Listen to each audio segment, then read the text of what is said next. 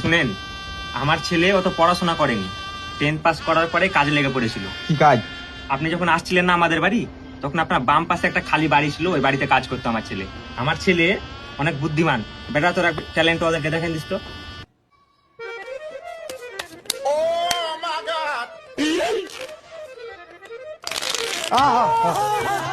লাগাম কিছু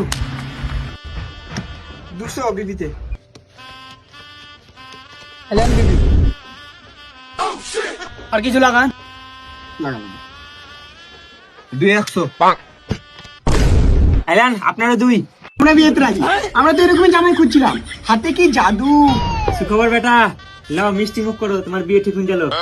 ওদের টাকাটা তো দিন দে, ওরা আমাদের আত্মীয়, ওদেরকে হারাবি নাকি? দে দে দে দে দে। না না, টাকা লাগবে না, টাকা রাখেন আপনারা, আর মেয়েটা আপনারা সময় মতো দেখে আসেন। আচ্ছা ঠিক আছে। রে জুয়ারি বেটা, তোর বিয়ে ঠিক হয়ে গেল। বলিও না, একবার আমাকে প্রেম পেশ করে দিলি। কি করি করলি একবার দেখা না আমাদেরকে, এমনি করবা? চাদর দেখা আমাকে। এমনি করবা? হ্যাঁ তুমি লাগাও কিছু। না না, আমি লাগবো না, আমি ভিখারি হতে যাবো। লাগাও, লাগাও। না